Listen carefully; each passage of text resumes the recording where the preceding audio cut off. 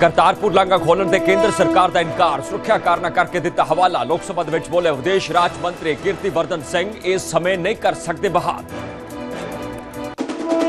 कुलगाम दे विच आतंकवादी हमले विच जख्मी हुए दूजे मजदूर की इलाज के दौरान मौत। एक ने कल तोड़िया दम तो देर रात अतवादियों ने ना पुछ के हिंदू मजदूरों के मारिया सन गोलियां। जंतर मंतर ते गाला कढ़न वाले बच्चों प्रधानमंत्री ने किया मुआफ, कहा सजा देने दे नाल असी नहीं बदल सकते हालात, इस समा बच्चों सही राह दिखाउंदा है।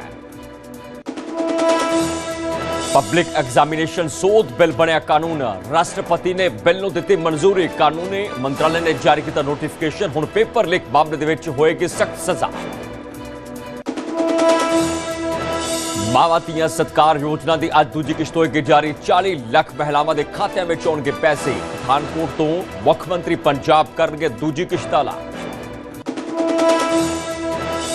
जदर कुलदीप सिंह गड़गच ने मुड़ सिख संगत नूं कीती अपील, हर सिख पैदा करे 3 न्याणे, पंथ नूं मजबूत करन ते दिता जोर।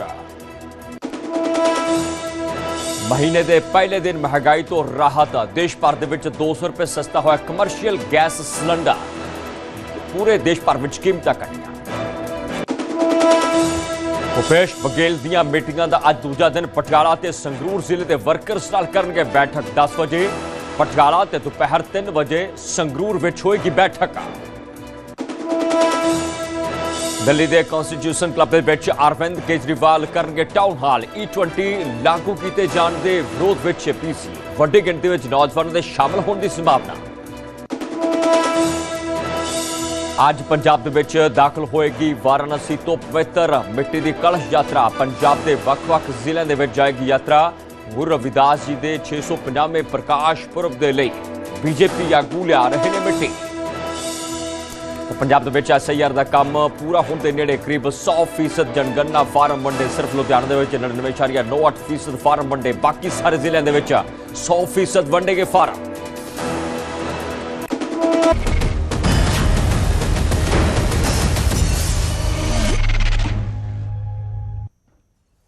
सत श्री अकाल, न्यूज़ 18 पंजाब तुसीं देख रहे हो। 10 दा दम तुहाडा मेज़बान कृष्ण सिंह लैके हाजिर है। गल करेंगे कांग्रेस के चंडीगढ़ तो MP मनीष तिवाड़ी की, जिन्हां दा की दर्द छलकिया है। शायराना अंदाज दे विच उन्होंने अपना दर्द सोशल मीडिया पर बयान किया है। शेर की कुछ लिखते हैं हिंदी भाषा दे विच कि झुका के सर को हो जाता जो सर मैं, तो लीडर भी अजूज सिद्ध तौर पर जिक्र किया गया है कि अजीम मुनशन होता। सीधे तौर पर जिक्र करते हैं, इसका भाव की है कि आखिर अजीम मुनशान का मतलब है कि बहुत बड़ा उच्चा रुतबे वाला। खास करके तिवाड़ी कहते हैं कि सर शब्द से खास तवज्जो उन्होंने दी है कि जे मैं भी वड्डे हाकमां या वड्डे हुकूमत वड्डे लीडरां दे सामने सिर नूं झुका लैंदा, कॉम्प्रोमाइज़ कर लैंदा, तो फिर बहुत वड्डियां जिहड़ियां पदवियां सी वो हासिल कीतियां जा सकदियां सी। स्पैशली सर की पदवी अंग्रेजी हुकूमत वालों जिहड़ी लोकां नूं दित्ती जांदी सी, जिहड़े सिर झुका लैंदे सी। शायद इस अंदाज दे विच मनीष तिवाड़ी बोलना चाहुंदे ने। बहुत बड़ा सवाल है। पंजाब कांग्रेस दे विच कोई जिम्मेवारी ना मिलण ते की नाराजगी सी? ये मेरा नहीं, पार्टी का नुकसान। इस तो पहले एक बड़ा बयान भी मनीष तिवाड़ी का आया सी।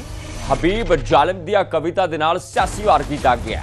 इस शेर का सीधा भाव है कि जे मैं भी सत्ता या फिर हाकमा अगे अपना स्वै सन्मान बेच के सिर नूं झुका लैंदा, भाव के गुलामी कबूल कर लैंदा, तो मैनू भी अंग्रेज़ों वालों सर का खिताब मिल जाता। भाव के जो अंग्रेज़ों वालों सर का खिताब मिलता सी, वो कहते हैं मैनू हुण वो खिताब मिल जाना सी, मैं भी आज एक बहुत बड़ा अते महान लीडर बन जाता।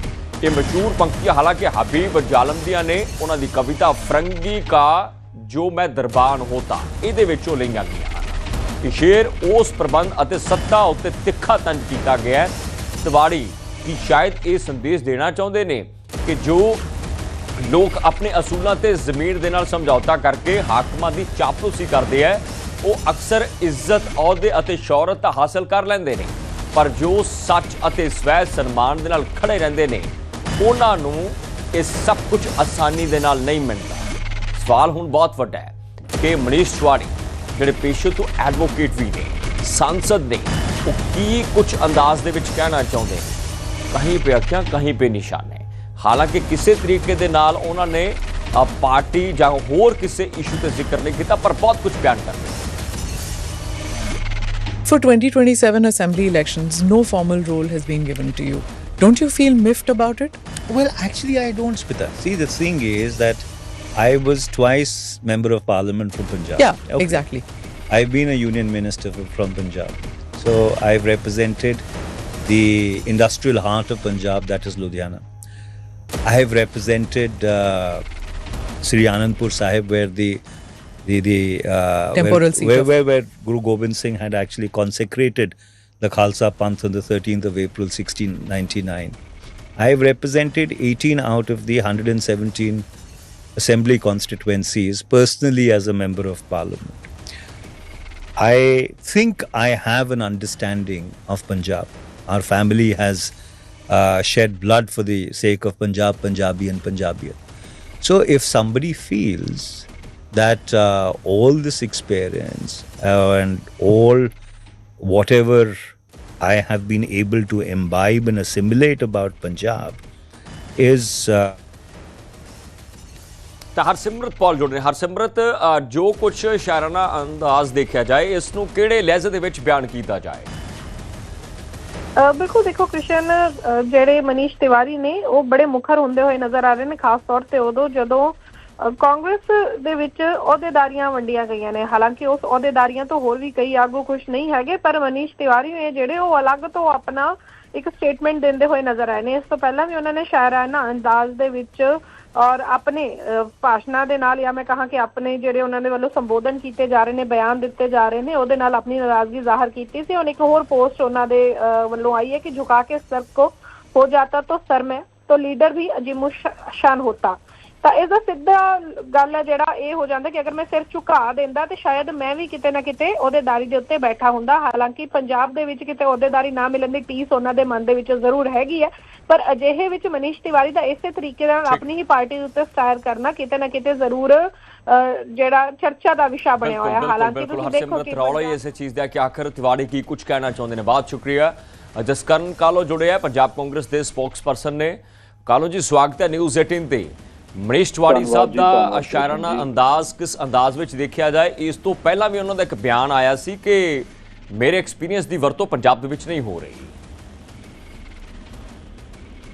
ਜੀ ਧੰਨਵਾਦ ਕ੍ਰਿਸ਼ਨ ਜੀ। ਮੈਂ ਟਵੀਟ ਪੜ੍ਹ ਰਿਹਾ ਸੀ, ਹਾਲਾਂਕਿ ਮੈਂ ਬਹੁਤੀ ਸਮਝ ਨਹੀਂ ਰੱਖਦਾ ਸ਼ੇਰੋ ਸ਼ਾਇਰੀ ਦੀ, ਪਰ ਕਈ ਵਾਰੀ ਵੈਸੇ ਹੀ ਅਸੀਂ, ਤੁਸੀਂ ਜਾਂ ਮੈਂ ਜਾਂ ਕੋਈ ਵੀ ਵਿਅਕਤੀ, ਕੋਈ ਵੀ ਕਿਸੇ ਵੀ ਤਰੀਕੇ ਦਾ, ਅਸੀਂ ਕਈ ਵਾਰੀ ਕੋਈ ਚੀਜ਼ ਜਿਹੜੀ ਚੰਗੀ ਲੱਗਦੀ ਹੈ ਮਨ ਨੂੰ, ਉਹ ਅਸੀਂ ਸ਼ੇਅਰ ਕਰ ਦਿੰਦੇ ਹਾਂ। ਮੇਰੇ ਖਿਆਲ ਨਾਲ ਇਹਨੂੰ ਉਸ ਤਰੀਕੇ ਦੇ ਨਾਲ, ਕਿਸੇ ਵੀ ਇਹੋ ਜਿਹੇ ਤਰੀਕੇ ਨਾਲ ਨਹੀਂ ਵੇਖਿਆ ਜਾਣਾ ਚਾਹੀਦਾ। ਬੜੇ ਸੀਨੀਅਰ ਲੀਡਰ ਨੇ ਮਨੀਸ਼ ਤਿਵਾੜੀ ਜੀ, ਉਹਨਾਂ ਦਾ ਆਪਣਾ ਕਰੀਅਰ ਜਿਹੜਾ ਪੋਲੀਟੀਕਲ ਕਰੀਅਰ ਹੈ, ਉਹ NSUI ਦੇ ਕਾਰਕੁਨ ਤੋਂ ਸ਼ੁਰੂ ਕਰਕੇ ਲੌਂਗੈਸਟ ਸਰਵਿੰਗ NSUI ਦੇ ਪ੍ਰਧਾਨ, longest serving all India youth Congress ਦੇ ਪ੍ਰਧਾਨ, ਔਰ ਫਿਰ ਕਈ ਵਾਰ ਦੇ member of parliament, INB minister, ਬੜਾ ਲੰਮਾ ਤਜਰਬਾ ਉਹਨਾਂ ਦਾ। ਬੜੇ ਸਾਡੇ ਸੀਨੀਅਰ ਲੀਡਰ ਨੇ, ਅੱਜ ਕੱਲ੍ਹ ਉਹ ਮੈਂਬਰ ਆਫ ਪਾਰਲੀਮੈਂਟ ਚੰਡੀਗੜ੍ਹ ਨੇ। ਸੋ ਕਾਂਗਰਸ ਪਾਰਟੀ ਦੇ ਐਸੈਟ ਨੇ। ਸਾਡੇ ਲਈ ਮਤਲਬ ਉਹ ਕਿ ਮੈਂ NSUI ਯੂਥ ਕਾਂਗਰਸ ਦਾ ਕਾਰਕੁਨ ਰਿਹਾ, ਤੇ ਮੇਰੇ ਲਈ ਤੇ ਬਹੁਤ ਬਤੌਰ ਉਹ ਸਾਡੇ ਸੀਨੀਅਰ ਰਹੇ ਨੇ, ਪ੍ਰਧਾਨ ਰਹੇ ਨੇ, ਸਿਰ ਝੁਕਦਾ ਉਹਨਾਂ ਦੇ, ਏਡੇ ਵੱਡਾ ਹੈ ਉਹਨਾਂ ਦਾ ਅਹੁਦਾ ਹੈ। ਸੋ ਅਸੀਂ ਉਹਨਾਂ ਨੂੰ ਇਸ ਤਰੀਕੇ ਨਾਲ ਕੋਈ ਵੀ ਨਹੀਂ ਵੇਖਿਆ ਜਾਣਾ ਚਾਹੀਦਾ। ਇੱਕ ਸੀਨੀਅਰ ਲੀਡਰ ਹੋਣ ਦੇ ਨਾਤੇ ਇੱਕ ਲਰਨਡ ਵਿਅਕਤੀ, ਕਿਉਂਕਿ ਉਹ ਲਿਖਦੇ ਵੀ ਨੇ, ਬਹੁਤ ਸਾਰੀਆਂ ਕਿਤਾਬਾਂ ਉਹਨਾਂ ਦੀਆਂ ਜਿਹੜੀਆਂ ਪਬਲਿਸ਼ ਹੋਈਆਂ ਨੇ। ਸੋ ਉਸ ਤਰੀਕੇ ਨਾਲ ਇੱਕ ਕੋਈ ਉਹਨਾਂ ਨੇ ਆਪਣਾ ਜ਼ਰੂਰ ਲਿਖਿਆ ਹੋਏਗਾ। ਵੈਸੇ ਦਾ ਕੋਈ ਮਤਲਬ ਨਹੀਂ ਕੱਢਿਆ ਜਾਣਾ ਚਾਹੀਦਾ ਪਾਰਟੀ ਦੇ ਪਾਸੋਂ। ਪਰ ਕਾਲੋ ਸਾਹਿਬ, ਇਸ ਤੋਂ ਪਹਿਲਾਂ ਵੀ ਉਹ ਕਹਿੰਦੇ ਰਹੇ ਨੇ ਕਿ ਦੇਖੋ ਮੈਂ ਬਹੁਤ ਕੰਮ ਕੀਤਾ, ਖਾਲਸੇ ਦੀ ਧਰਤੀ ਅਨੰਦਪੁਰ ਸਾਹਿਬ ਤੋਂ ਕਹਿੰਦੇ ਮੈਂ ਸੰਸਦ ਰਿਹਾ, ਪਰ ਜਿਹੜੇ ਮੇਰੇ ਟੈਲੈਂਟ ਦੀ ਵਰਤੋਂ ਜਾਂ ਸਿੱਧੇ ਤੌਰ ਤੇ ਉਸ ਕੰਮ ਦੀ ਕੀ ਕਦਰ ਨਹੀਂ ਪਾਈ ਗਈ ਜਾਂ ਕੰਮ ਨਹੀਂ ਦਿੱਤਾ ਜਾ ਰਿਹਾ? ਨਾਰਾਜ਼ਗੀਆਂ ਕਿਸ ਚੀਜ਼ ਦੀਆਂ ਨੇ? ਇਹ ਬਹੁਤ ਵੱਡੇ ਸਵਾਲ ਸੀ। ਉਹ ਇਸ ਕਰਕੇ ਕੋਰਿਲੇਟ ਕਰਕੇ ਦੇਖਿਆ ਜਾ ਰਿਹਾ। ਕੁਝ ਸਮਾਂ ਪਹਿਲਾਂ ਇੰਟਰਵਿਊ, ਅੱਜ ਉਹ ਸ਼ਾਇਰਾਨਾ ਅੰਦਾਜ਼ ਦੇ ਵਿੱਚ ਵਰਦੇ ਦਿਖਾਈ ਦਿੱਤੇ। ਕ੍ਰਿਸ਼ਨ ਜੀ, ਕਿਹਦੇ ਮਨ ਦੇ ਵਿੱਚ ਕੀ ਹੈ ਇਹ ਤੇ ਕੋਈ ਵੀ ਨਹੀਂ ਬੁੱਝ ਸਕਦਾ। ਤੁਹਾਡੇ ਮਨ 'ਚ ਕੀ ਹੈ ਮੈਂ ਨਹੀਂ ਬੁੱਝ ਸਕਦਾ, ਮੇਰੇ ਮਨ 'ਚ ਇਸ ਵੇਲੇ ਕੀ ਚੱਲਦਾ ਤੁਸੀਂ ਨਹੀਂ ਬੁੱਝ ਸਕਦੇ।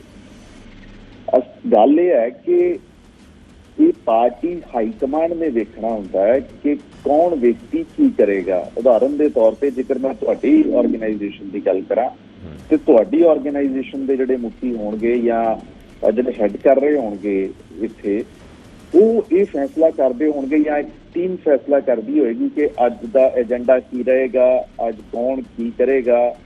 ਇਹ ਸਾਰਾ ਤੇ ਜਿਹੜੀ ਸਾਡੀ ਟੌਪ ਲੈਵਲ ਹੁੰਦਾ ਹੈ ਕਿਸੇ ਵੀ ਸੰਸਥਾ ਦਾ, ਆਰਗੇਨਾਈਜੇਸ਼ਨ ਦਾ, ਕਿਸੇ ਵੀ ਢਾਂਚੇ ਦਾ, ਉਹ ਡਿਸਾਈਡ ਕਰਦਾ ਹੈ। ਸੋ ਜੋ ਡਿਸੀਜਨ ਕਿਸੇ ਵੀ ਚੀਜ਼ ਨੂੰ ਲੈ ਕੇ ਹਾਈ ਕਮਾਂਡ ਵੱਲੋਂ ਕੀਤੇ ਗਏ ਨੇ, ਇਹਦੇ ਬਾਰੇ ਹਾਈ ਕਮਾਂਡ ਜਾਣਦੀ ਹੈ। ਇਹਦੇ ਬਾਰੇ ਕੋਈ ਵੀ ਵਿਅਕਤੀ ਜਿਹੜਾ ਹੈ ਉਹ ਨਿੱਜੀ ਰਾਏ ਜਾਂ ਟਿੱਪਣੀ ਮੇਰੇ ਖਿਆਲ ਨਾਲ ਨਾ ਦੇਣੀ ਚਾਹੀਦੀ ਹੈ, ਨਾ ਦੇਣੀ ਚਾਹੀਦੀ ਹੈ।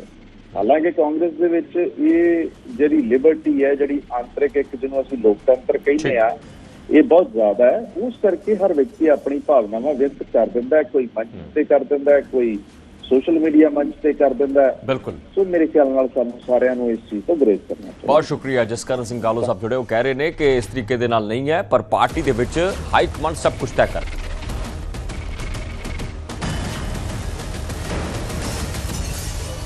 For 2027 assembly elections, no formal role has been given to you. Don't you feel miffed about it? Well, actually, I don't, Smita. See, the thing is that I was twice member of parliament from Punjab. Yeah, exactly. I've been a union minister from Punjab. So I've represented the industrial heart of Punjab, that is Ludhiana. I have represented Sri Anandpur Sahib, where Temporal seat where Guru Gobind Singh had actually consecrated the Khalsa Panth on the 13th of April 1699. I have represented 18 out of the 117 assembly constituencies personally as a member of parliament. I think I have an understanding of Punjab. Our family has shed blood for the sake of Punjab, Punjabi and Punjabian. So if somebody feels that all this experience and all whatever I have been able to imbibe and assimilate about Punjab is not to be used, then I can only say it is their loss, it is not mine. ਤਾਂ pharmacy paper ਵਿਵਾਦ ਤੇ ਪੰਜਾਬ ਬਨਾਮ ਹਰਿਆਣਾ ਦੀ ਸਥਿਤੀ ਬਣ ਗਈ ਹੈ। ਸਿੱਖਿਆ ਮੰਤਰੀ ਹਰਜੋਤ ਬੈਂਸ ਨੇ ਵੱਡਾ ਬਿਆਨ ਦਿੱਤਾ ਕਿ ਹਰਿਆਣਾ ਦਾ ਭਵਾਨੀ ਨਕਲ ਦਾ ਗੜ ਬਣ ਚੁੱਕਿਆ ਹੈ। ਇਸ ਮਾਮਲੇ ਤੇ ਮਾਸਟਰਮਾਈਂਡ ਦਾ ਜ਼ਿਕਰ ਕੀਤਾ ਕਿ ਹਰਿਆਣਾ ਦੇ ਭਵਾਨੀ ਦਾ ਮਾਸਟਰਮਾਈਂਡ ਹੈ ਪੰਜਾਬ ਦੇ ਵਿੱਚ ਜੋ ਕੁਝ ਹੈ ਕਿ ਇੰਟਰਸਟੇਟ ਚੀਟਿੰਗ ਗਰੋਹ ਦਾ ਪਰਦਾਫਾਸ਼ ਹੋਇਆ ਹੈ। ਇਸ ਗਰੋਹ ਦੇ ਟੋਟਲ 13 ਹੈਂਡਲਰ ਸਨ ਔਰ 8 ਹਰਿਆਣਾ ਦੇ ਨੇ ਤੇ ਰਾਜਸਥਾਨ ਦੇ ਆ ਤੇ ਫਿਰ 5 ਪੰਜਾਬ ਨਾਲ ਸੰਬੰਧ ਰੱਖਦੇ ਆ। ਪੰਜਾਬ ਦੇ ਵਿੱਚ ਕੋਈ ਪੇਪਰ ਲੀਕ ਹੀ ਨਹੀਂ ਹੋਇਆ, ਇਹ ਬੈਂਸ ਕਹਿ ਰਹੇ ਨੇ। ਸੱਚਾਈ ਇਹ ਹੈ ਕਿ ਪੰਜਾਬ ਦਾ ਪੇਪਰ ਲੀਕ ਹੀ ਨਹੀਂ ਹੋਇਆ। ਇਹ ਕੁਝ ਪੰਜਾਬ ਦੇ ਸਿੱਖਿਆ ਮੰਤਰੀ ਦੀ ਸਟੇਟਮੈਂਟ ਹੈ। ਝੂਠ ਨੂੰ ਕਹਿੰਦੇ ਆ ਕਿ 100 ਵਾਰੀ ਬੋਲਣ ਤੇ ਝੂਠ ਹੀ ਰਹੇਗਾ। ਪੰਜਾਬ ਦੇ ਸਿੱਖਿਆ ਮੰਤਰੀ ਨੇ ਵੀ ਆਖਿਆ ਹੈ। ਖਾਸ ਕਰਕੇ ਹਰਿਆਣਾ ਤੇ ਸਵਾਲ ਖੜਾ ਕੀਤਾ ਗਿਆ। ਹਰਿਆਣਾ ਬੀਜੇਪੀ ਤੇ ਸਵਾਲ ਹੈ ਕਿ ਭਵਾਨੀ ਨੂੰ ਬਦਨਾਮ ਕਰ ਰਹੇ ਨੇ ਹਰਿਆਣਾ ਬੀਜੇਪੀ ਵਾਲੇ। ਸਿੱਧੇ ਤੌਰ ਤੇ ਇੱਕ ਵੱਡਾ ਕਟਾਕਸ਼ ਕੱਸਿਆ ਗਿਆ ਹੈ ਤੇ ਨਾਲ ਹੀ ਔਰ ਭਵਾਨੀ ਦਾ ਜ਼ਿਕਰ ਹੋਇਆ ਕਿ ਪ੍ਰਵੀਨ ਅਤਰੇ ਭਵਾਨੀ ਨੂੰ ਛੋਟੀ ਕਾਂਸ਼ੀ ਵੀ ਕਿਹਾ ਜਾਂਦਾ ਹੈ। ਅਤਰੇ ਕਹਿੰਦੇ ਆ ਕਿ ਇਹ ਜੋ ਜ਼ਿਕਰ ਕਰਦੇ ਆ ਭਵਾਨੀ ਦਾ, ਇੱਕ ਛੋਟੀ ਕਾਂਸ਼ੀ ਹੈ, ਇਸ ਤਰੀਕੇ ਦੇ ਨਾਲ ਬਦਨਾਮ ਜੋ ਹੈ ਉਹ ਨਹੀਂ ਹੋਣਾ ਚਾਹੀਦਾ। ਹਰਜੋਤ ਬੈਂਸ ਭਵਾਨੀ ਨੂੰ ਬਦਨਾਮ ਕਰ ਰਹੇ ਨੇ। ਸਿੱਧੇ ਤੌਰ ਤੇ ਕਾਊਂਟਰ ਅਟੈਕ ਬੀਜੇਪੀ ਨੇ ਕੀਤਾ ਹਰਿਆਣਾ ਵਾਲੇ ਪਾਸਿਓਂ। ਭਵਾਨੀ ਨੂੰ ਛੋਟੀ ਕਾਂਸ਼ੀ ਕਿਹਾ ਜਾਂਦਾ। ਕਹਿੰਦੇ ਭਵਾਨੀ ਨੂੰ ਛੋਟੀ ਕਾਂਸ਼ੀ ਇਸ ਕਰਕੇ ਕਿਹਾ ਜਾਂਦਾ, ਉਹਦਾ ਬੜਾ ਅਧਿਆਤਮ ਅਤੇ ਇਤਿਹਾਸ ਦੇ ਨਾਲ ਜੁੜਾ ਇੰਟਰਲਿੰਕ ਹੈ। ਨਾਲ ਹੀ ਭਵਾਨੀ ਨੇ ਬਹੁਤ ਵੱਡੇ ਪਲੇਅਰ ਦਿੱਤੇ ਹੈ। ਇਸ ਤਰੀਕੇ ਦੇ ਨਾਲ ਸਵਾਲ ਖੜੇ ਕੀਤੇ ਤਾਂ ਪੰਜਾਬ ਦੇ ਸਿੱਖਿਆ ਮੰਤਰੀ ਨੇ ਭਵਾਨੀ ਦਾ ਜ਼ਿਕਰ ਕੀਤਾ ਸੀ ਔਰ ਬੀਜੇਪੀ ਤੇ ਅਟੈਕ ਕੀਤਾ ਸੀ ਕਿ ਹਰਿਆਣਾ ਦਾ ਭਵਾਨੀ ਨਕਲ ਦਾ ਗੜ ਬਣ ਚੁੱਕਿਆ ਹੈ। ਇਹ ਕੁਝ ਬੈਂਸ ਦੀ ਸਟੇਟਮੈਂਟ ਸੀ ਜਦੋਂ ਬੀਤੇ ਦਿਨ ਸੀਨੀਅਰ ਪੁਲਿਸ ਅਫਸਰਾਂ ਨੂੰ ਨਾਲ ਲੈ ਕੇ ਆਏ। ਇੱਕ ਵੱਡੀ ਪ੍ਰੈਸ ਕਾਨਫਰੰਸ ਕੀਤੀ ਗਈ, ਇਕੱਲੇ ਸਬੂਤ ਦਾ ਜ਼ਿਕਰ ਕੀਤਾ ਗਿਆ ਔਰ ਇਸ ਪ੍ਰੈਸ ਕਾਨਫਰੰਸ ਦੇ ਵਿੱਚ ਕਿਹਾ ਗਿਆ ਕਿ ਹਰਿਆਣਾ ਦਾ ਭਵਾਨੀ ਦਾ ਉਹ ਮਾਸਟਰਮਾइंड से एक इंटरस्टेट चीटिंग ग्रोह से जिसका पर्दाफाश होया। एक चीटिंग का रैकेट है, मास्टरमाइंड है जो इस एलिज्ड चीटिंग का, वो भिवानी में रहता है। काम क्या करता है? वो स्टूडेंट्स के फॉर्म भरता है ओपनली, 10वीं के 12वीं के कॉम्पिटिटिव एग्जाम्स के, और खूब हरियाणा में लोगों के सपने तोड़ने के बाद पता नहीं हजारों ऐसे नौजवानों की जिनको नौकरी मिल सकती थी, जिनको प्लेसमेंट्स मिल सकती थी, जिनको एडमिशंस मिल सकती थी, after killing their dreams, after murdering their aspirations, अब उसको लगा अब अपना बिजनेस एक्सपेंड किया जाए। और देन कम्स पंजाब, यहां मान साहब हर हफ्ते नई नौकरी निकाल रहे हैं, 68,000 जॉब्स। तो उसको लगा फ्रेंचाइजी पंजाब में खोलते हैं। उसने फिरोजपुर के एक साइबर सेंटर से संपर्क किया और उसे पता लगा एक एग्जाम आ रहा है। आज पंजाब के शिक्षा मंत्री हरजोत बैंस एक प्रेस वार्ता कर रहे थे और वो अपनी प्रेस वार्ता में भिवानी की आलोचना कर रहे थे। हरजोत बैंस जी शायद नहीं जानते कि भिवानी को छोटी काशी भी कहा जाता है। अपने खेल और खिलाड़ियों की वजह से भिवानी पूरे देश में प्रसिद्ध है। अपने बॉक्सिंग के खिलाड़ियों की वजह से भिवानी को मिनी क्यूबा भी कहा जाता है। हाँ, एक युवा जो भिवानी में एक कस्बा है शिवानी, वहां से निकलता है और दिल्ली में एक बड़ा शराब घोटाला करता है, दिल्ली में सरकार चलाते हुए भ्रष्टाचार करता है। अगर हरजोत बैंस इस वजह से आलोचना करते हैं तो मैं समझ सकता हूं। तो प्रवीण अत्रे जुड़े हैं और secretary media to CM Nayab Singh Saini ने बहुत बहुत शुक्रिया, बहुत बहुत वेलकम प्रवीण अत्रे जी साडे नाल जुड़न दे लई। तो अत्रे साहब, पंजाब दे सिक्ख्या मंत्री हरजोत बैंस आंदे है कि भवानी तो नकल का गढ़ बन चुका, कहते इंटर स्टेट ग्रोह से असीं पर्दाफाश किया है।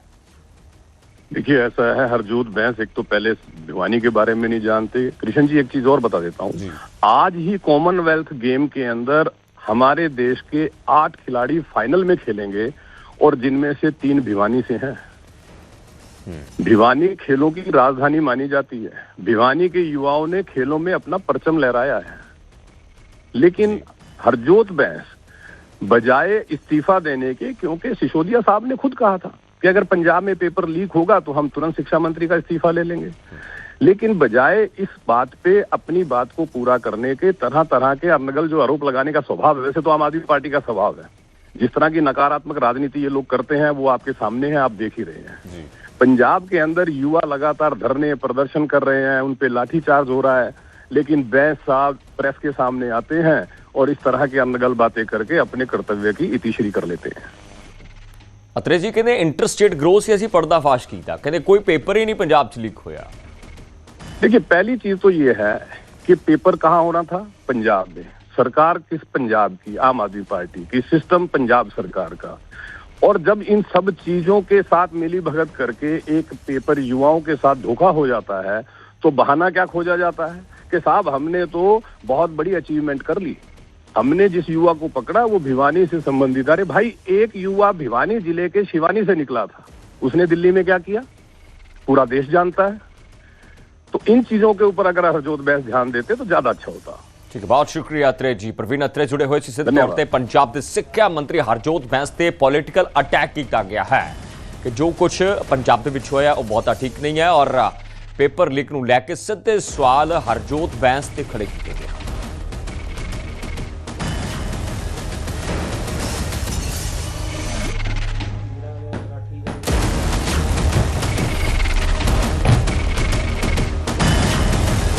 जम्मू कश्मीर तो खबर है कि कुलगाम हमले के विच जख्मी दूजे नौजवान ने दम तोड़ दिता है। बहुत मंदभागी खबर आ रही है, अतवादी हमले के विच जख्मी मजदूर की मौत हो चुकी है। कल अतवादियों ने मजदूरों को गोलियां मार दित्तियां सन।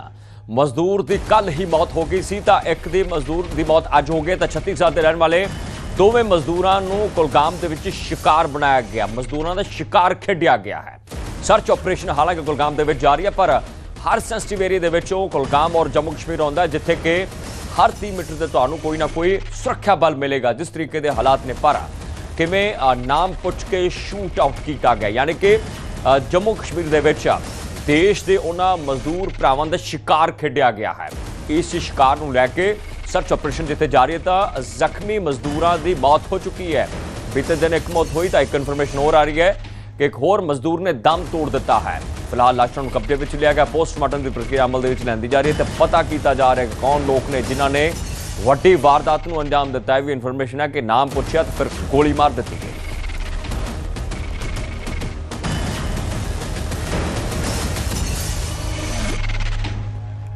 रूस में फसे भारतीयों की रिहाई दी कोशिशां लगातार जारी ने। विदेश मंत्रालय का सब तो बड़ा बयान है कि हुण तक 139 भारतीय नागरिकों को मुल्क लिया गया। Ministry of external affairs of India ने बड़ी स्टेटमेंट दी है। रूस फौज में हाले भी करीब 24 भारतीय ने रूस ਦੇ ਨਾਲ ਲਗਾਤਾਰ ਭਾਰਤ ਦੀ ਸਰਕਾਰ ਸੰਪਰਕ ਦੇ ਵਿੱਚ ਹੈ। ਨੌਕਰੀ ਦੇ ਝੂਠੇ ਵਿਦੇਸ਼ੀ ਆਫਰਸ ਤੋਂ ਸਾਵਧਾਨ ਰਹਿਣ ਦੀ ਅਪੀਲ ਕੀਤੀ ਹੈ। ਦਰਅਸਲ रूस और यूक्रेन ਵਿੱਚ ਜੰਗ ਲੱਗੀ ਹੋਈ ਹੈ। ਇਸ ਜੰਗ ਦੇ ਦਰਮਿਆਨ रूस ਵਿੱਚ ਭਰਤੀ ਦੇ ਨਾਮ ਤੇ ਲੱਖਾਂ ਡਾਲਰ ਦਾ ਲਾਲਚ ਦਿੱਤਾ ਜਾਂਦਾ ਹੈ ਕਿ ਜੇ ਤੁਹਾਨੂੰ $20,000 ਆਮ ਨੌਕਰੀ ਤੋਂ ਮਿਲਦਾ ਹੈ ਤਾਂ ਤੁਹਾਨੂੰ $60,000 ਤੱਕ ਦਿੱਤੇ ਜਾਣਗੇ। ਐਡੇ ਐਡੇ ਵੱਡੇ ਪੈਕੇਜ ਦਾ ਜਿਹੜਾ ਉਹ ਹਵਾਲਾ ਦਿੱਤਾ ਜਾਂਦਾ ਹੈ। ਵੱਡੀ ਗਿਣਤੀ ਵਿੱਚ ਜਿਹੜੇ ਨੌਜਵਾਨ ਨੇ ਉਹ ਖੁਦ ज्वाइन भी करते हैं रूस की आर्मी ਨੂੰ क्योंकि जंग लगी हुई है। फ्रंट लाइन ਤੇ लड़िया जा रहा है क्योंकि इस टाइम रूस के कोले जंग ਵਿੱਚ लड़न के लिए फ्रंट लाइन ਤੇ ਜਿਹੜੇ ਹੈ ਉਹ आर्मी मैन नहीं ਹਨ, ਉਹ कारकुन नहीं ਹਨ ਜਿਹੜੇ जंग लड़ सकने। इस करके दूजे मुल्कों ਤੋਂ ਜਿਹੜੇ लोग वर्क परमिट ਤੇ ਜਾਂਦੇ ਆ ਉਹਨਾਂ ਨੂੰ ਇਹ ਲਾਲਚ ਦਿੱਤੇ ਜਾਂਦੇ ਆ ਤੇ ਫਿਰ आर्मी ज्वाइन करवा ली जाती है। तो फिर ਜਦੋਂ ਵੱਡੀ ਗਿਣਤੀ ਦੇ ਵਿੱਚ ਜਾਨੀ ਨੁਕਸਾਨ ਹੁੰਦਾ ਤਾਂ ਫਿਰ ਉਹਨਾਂ ਦੇ ਘਰਦਿਆਂ ਨੂੰ ਪੈਸੇ ਦੇਣ ਦਾ ਭਰੋਸਾ ਵੀ ਰੂਸ ਵੱਲੋਂ ਦਿੱਤਾ ਜਾਂਦਾ ਹੈ। We have been following up with the Russian side for the release of the remaining Indian nationals in the Russian army. So far our efforts have led to the release of 139 Indian nationals. We continue to pursue the release of the remaining 24 Indian nationals who are reportedly in the Russian army. At the same time, we would, in response to your question, also once again, we would like to caution our people against job offers that are fraught with risk and made by unscrupulous individuals and agencies. ਤਾਂ ਪ੍ਰਧਾਨ ਮੰਤਰੀ ਨਰਿੰਦਰ ਮੋਦੀ ਨੂੰ ਮਾੜੀ ਸ਼ਬਦਾਵਲੀ ਵਰਤਣ ਵਾਲੇ ਬੱਚਿਆਂ ਨੂੰ ਪੀਐਮ ਨੇ ਵੱਡਾ ਦਿਲ ਦਿਖਾ ਕੇ ਮਾਫ ਕਰ ਦਿੱਤਾ ਹੈ। ਜੰਤਰ ਮੰਤਰ ਤੇ ਜੋ ਕੁਝ ਹੋਇਆ देश ते दुनिया ने वेख्या है। कुछ शरारती बच्चों ने गालां कड्डियां। पीएम कहते हैं कि स्वर्गी माता नूं भी गालां कड्डियां। उन्हां बच्चों नूं मैं माफ़ करदा हाँ। प्रधानमंत्री रात वीडियो उन्होंने जारी की है, पब्लिश की, ते नाल बच्चों नूं सज़ा देण दे नाल असीं हालात नहीं बदल सकते। समाज भी मेरी इस गल नूं मन्ने। बच्चों गलती तो सीखना होएगा, अगे वधना होएगा।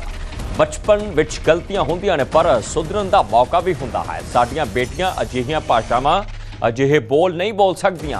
पीएम आंदे है कि इस समा बच्चों नूं सही रास्ता दिखाउण दा है।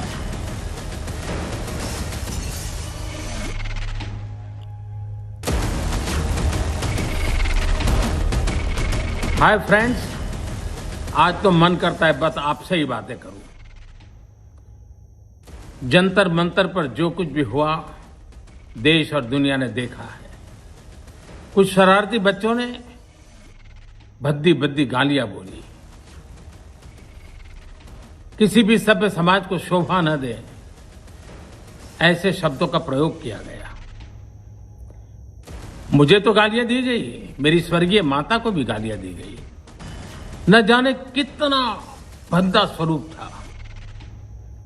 लेकिन मैं आज बात करना चाहता हूं कि बचपन में गलतियां होती हैं